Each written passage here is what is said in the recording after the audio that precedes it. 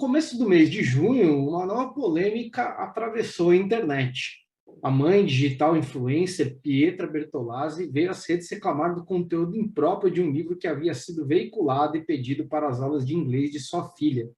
A obra, uma versão em quadrinhos do diário de Anne Frank, segundo a mãe, tinha conteúdo impróprio, que se tratava de dois trechos que abordavam questões de sexualidade levantadas pela própria Anne Frank. A repercussão da polêmica chegou aos meios de comunicação e também gerou reação de vários membros da comunidade judaica e de várias instituições voltadas principalmente para a memória do Holocausto. Inclusive, tiveram que explicar que os trechos ditos polêmicos não foram inseridos posteriormente à obra. E estamos aqui, nesse vídeo, para falar desse caso que está causando o maior rebu.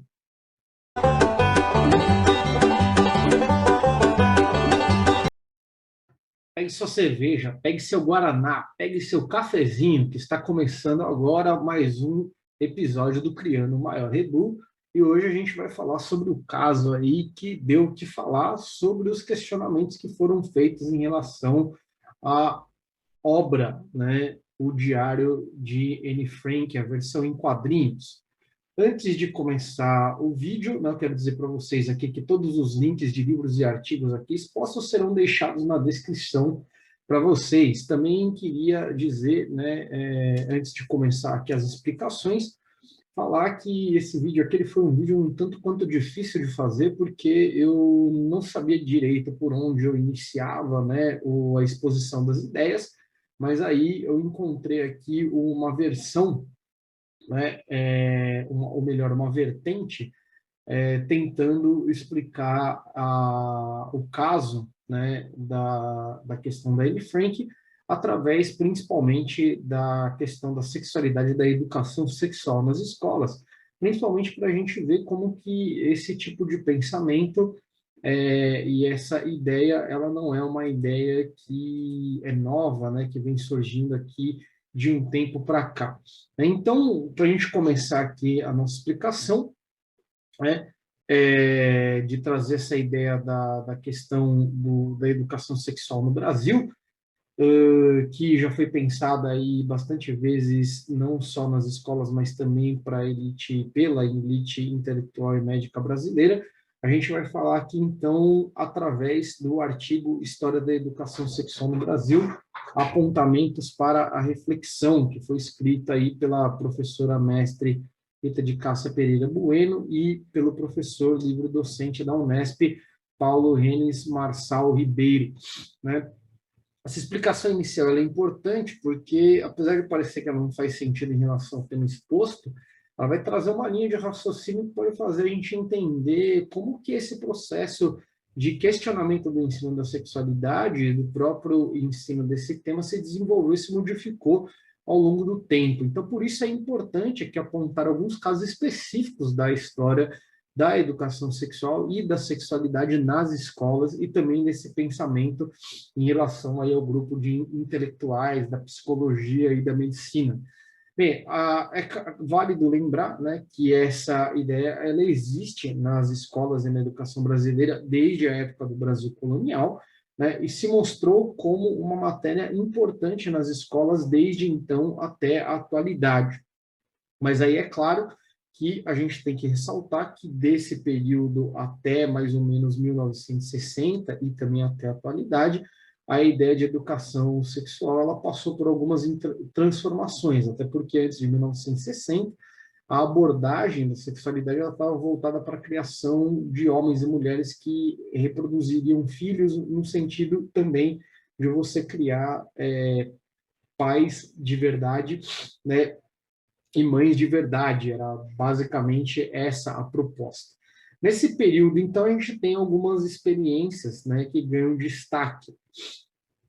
Vindo aqui no artigo, então, né, a gente vai ver o seguinte, que a primeira tentativa de incluir a educação no currículo escolar aconteceu em 1930, no Colégio Batista do Rio de Janeiro, né, e essa experiência ela conseguiu perdurar por mais ou menos uns 4 anos, quando, em 1934, né, houve a demissão do professor que foi responsável por esse projeto, né?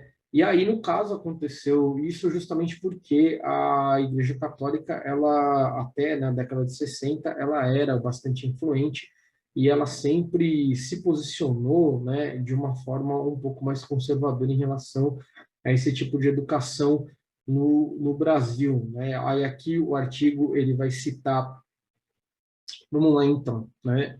A primeira tentativa de incluir educação sexual no currículo escolar aconteceu em 1930 no Colégio Batista do Rio de Janeiro. Essa experiência ela durou de 1930 até 1934, quando o professor responsável pelo projeto, né, ele acabou aí sendo demitido. Aí é válido lembrar que a Igreja Católica ela sempre foi, né, até mais ou menos a década de 60, o principal freio, né, da educação sexual dentro das escolas. E aí a gente também tem que lembrar que essa instituição, né, a Igreja Católica, ela sempre foi uma das pautas, né, sempre tentou trazer uma das pautas aí da educação ao brasileira, né, o que era conteúdo que deveria ir para dentro das escolas e etc. Inclusive, eu tenho até um livro didático aqui, de 1942, é um livro didático de história, que foi escrito aí pelo historiador Jonathan Serrano, chamado Epítome da História Universal, em que o desenvolvimento, né, dos acontecimentos históricos eles se dão muito pautados, inclusive nos preceitos e nos dogmas cristãos, né?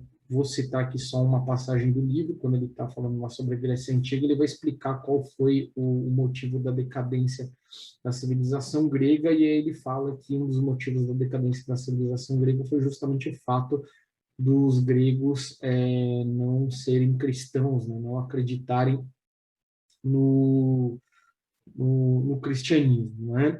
Bem, aí, na década de 60, com a ascensão dos diversos movimentos sociais, a educação sexual ela voltou à crista da onda, mas não por muito tempo, porque em 1964 a gente vai ter o golpe militar que vai dar uma nova direção para essa ideia, né? Aí, mais uma vez, sem a gente excluir, sem excluir, né, a educação sexual, mas com o formato antigo da proposta, né, que era uma educação que era voltada para a criação de, de pais, né, e filhos. E aqui a gente vai ter um ponto de contato com essa história aí, né, por exemplo, a criação de mães e pais, né, e aqui a gente vai ter um ponto de contato com essa história que encontra, né, com a questão da Anne Frank, e a gente vai ter aqui, ó, as escolas e seus educadores, né, abrindo aspas aqui para o texto, né, eram estritamente vigiados pelo Estado. Um exemplo disso foi o ocorrido em um colégio particular,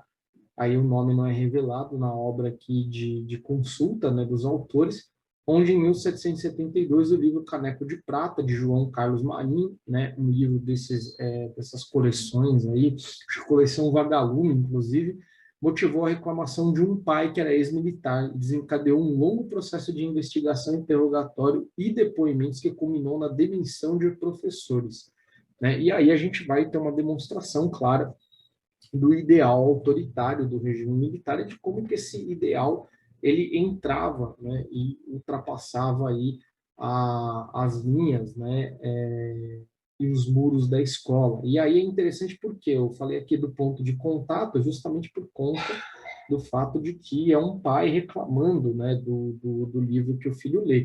Nesse caso, esse livro aí, Caneco de Prata, ele era um livro que questionava as autoridades, né? E aí por isso ele foi mal visto pelo pelo pai, né? Que era militar, e etc. Né? Então, por volta de 1970, né? No final da década de 1970, quase chegando em 1980, a gente vai ter uma nova reconfiguração, né, dessa educação aí, que ela vai vir aí junto com a lei da anistia, né, movimento feminista, e também as questões que são levantadas em relação às novas doenças que vão aparecer no cenário, né, tanto o HIV quanto as outras doenças aí, que são doenças sexualmente transmissíveis. E, né, durante esse período, diversas universidades públicas também criaram departamentos de educação sexual. assim como outras instituições de psicologia, também desenvolveram uma célula com o objetivo, né? E esses programas também eles foram desenvolvidos na escola normal, nas escolas normais, né? Que era uma nova proposta aí de organização escolar surgida no período. Se você colocar aí no Google, né, escolas normais com letra maiúscula do estado de São Paulo, vocês vão ver aí que era um tipo de educação aí que trazia uma nova proposta. Mas como a gente sabe também, esse tema ainda continua sendo tabu em relação à sociedade brasileira, né? E depois dos anos 2010 começaram a aparecer aí diversas acusações em relação ao conteúdo, né? O conteúdo impróprio que, de acordo com o que se dizem, visa, né? Sexualizar as crianças, né?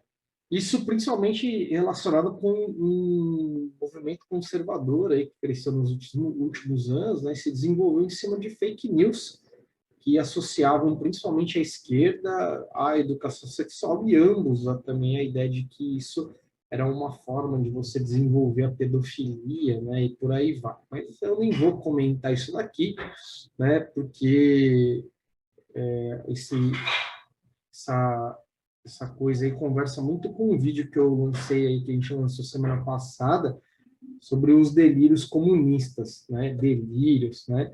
Bem, mas nessa esteira aí a gente pode trazer algumas notícias sobre livros que causaram polêmicas por essas questões.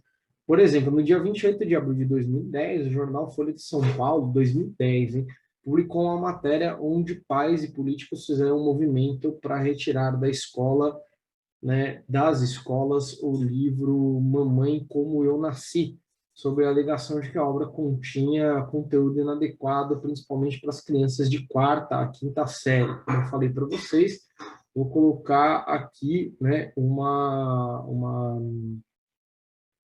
eu procurei aqui alguma coisa sobre esse livro, né, que fosse um pouco mais isento, além da matéria da Folha, que ela parece ser bastante tanto quanto imparcial em relação ao caso, eu só encontrei críticas a essa obra em sites como, por exemplo, Escola Sem Partido, ou em alguns sites cristãos, mas aqueles evangélicos mais conservadores, então eu acabei não trazendo nada aqui, porque eu tenho uma certa dúvida em relação ao que esses grupos aí divulgam, né? Mas eu encontrei um material, né, que está divulgado em um outro site chamado O Arauto de Cristo, onde um autor ele demonstra de uma maneira um pouco mais precisa o que está no conteúdo do livro, então eu vou deixar aqui para vocês o link desse PDF aí, né, que se chama Como Usar em Sala de Aula o livro, né, Mamãe Como Eu Nasci. Bem, outro caso que chamou atenção aqui foi o que aconteceu em Rondônia em 2017, quando, 150, quando né, 150 pais de alunos fizeram um abaixo-assinado para que um livro de ciências fosse retirado de circulação, pois ele continha imagens que os pais consideraram inapropriadas para os seus filhos de 13 anos. Então, aqui, no caso, né, uma matéria onde mostrava lá o órgão sexual masculino, o órgão sexual feminino, mas isso dentro da aula de ciências, né? Bem, dando um salto um pouco mais adiante, depois aí de 2017, né, não muito adiante, né, em 2018, a gente vai ter aqui a primeira vez, né, que a obra, essa versão aí do Diário de Anne Frank em quadrinhos, ela causou atrito entre os pais da secretaria de uma escola. Em 2018, o mesmo livro, né, aí o livro que a gente está falando aqui no caso da, da crítica da Bertolazzi, aí, né, da DJ, né, a gente vai ter aqui o livro, né, o Ennis Frank Diary, né, The Graphic Adaptation, que é uma versão em inglês, né, desse quadrinho aí, que foi foi ilustrado pelo David Polonsky e, né, roteirizado pelo Ari Folman. A gente vai ter uma polêmica que vai vir à tona com o mesmo trecho, mas numa situação um pouco diferente, pois nesse caso aqui, o pai da garota, né, disse que os meninos começaram a zombar das meninas em relação às questões de sexualidade, principalmente por causa do que está falando no livro, né? E a mãe ela vai dar uma reclamada aí, né, dizendo que é uma fase da vida da garota que foi antecipado. Né? Essa matéria aí saiu na revista Veja, certo? Bem, então vamos falar que as questões a serem tratadas nesses casos, né? Primeiro, é interessante que a gente tenha uma abertura para falar de sistemas relacionados à sexualidade em qualquer situação, principalmente em qualquer idade, claro que não da mesma forma, né? Você tem que tratar isso, né, com crianças e adolescentes, cada um aí de um jeito diferente, né? Mas, de qualquer jeito, de alguma forma que se toque nesse assunto, porque é importante você ensinar para a criança, né? Não só os pais, os professores devem tocar nesse assunto de forma a reforçar aquilo que os pais ensinam para eles em casa. Bem, e aqui a gente vai ter também, né, um conflito que existe desde a época da popularização das escolas, que a gente pode ver aí tanto em textos do pedagogo português Antônio Nova, quanto do sociólogo francês aí, Vincent, né, que abordam as questões como a imagem do professor e também a forma escolar.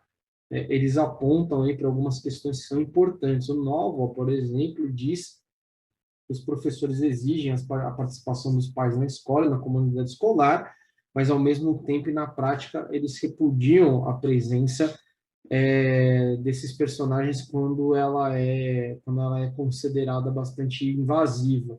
Em contrapartida, né, o Guy Vincent vai falar que a escola é um ponto de conflito entre dela, né, com a sociedade, porque depois da popularização, os pais responsáveis eles se sentiram pouco valorizados na educação dos filhos, ou até mesmo, né, eles sentem que a educação dada pelos professores às crianças é diferente da deles e por isso deve ser menos aceita por eles. Então, a noção aí, né, o que se procura seria, de certa forma, encontrar um ponto de equilíbrio, né, entre uma ideia e outra, né? Além disso, a gente tem que levar em consideração como uma questão inerente da atual onda conservadora que tende a demonizar tudo aquilo que é ensinado e como é ensinado na escola. A própria Pietra Bertolazzi alegou em uma entrevista que ela vende livros do Marx, da Simone de Beauvoir, né? E até mesmo o próprio livro da Anne Frank na livraria dela, mas aí, no caso, ela falou que ela vende isso porque ela deve conhecer os seus inimigos, né? Nesse caso, para a gente em geral, é importante também entender que há formas e formas de se trabalhar um livro em sala de aula, né? Muitos professores têm ampla noção daquilo que eles têm em mãos, né, e como eles vão abordar esse assunto, né? Claro que certas questões entre os adolescentes vão escapar de nós adultos e vão acabar virando aí também polêmicas entre essas próprias crianças, né? Já falando aqui do próprio livro, né, do Diário de Anne Frank, a gente vai ter uma reclamação acerca da abordagem dessa questão sexual no Diário de Anne Frank. Se trata de uma reclamação, no mínimo, lamentável, na nossa opinião aqui, do literário, né? Isso daí eu posso falar claramente que é um posicionamento meu e do Romo, né? Porque seria muito estranho se um material confidencial de um adolescente, em primeiro lugar, né, não colocasse essas questões em pauta, ainda mais que se trata de uma questão bastante íntima de uma garota que ela está vivendo aí a sua fase da puberdade dentro de um sótão, né, onde ela não consegue conversar com ninguém. E aí, né, a gente vai ter essa questão aí sendo trabalhada, inclusive, pelo próprio pai dela, que durante o recolhimento das páginas do diário, né, o próprio pai dela, o Otto Frank, ele vai excluir as partes das quais a filha falava sobre sexo, justamente porque isso era um tema tabu em 1946, mais tabu ainda para uma adolescente, né, que estava ali transitando da fase dos 12 aos 14 anos de idade.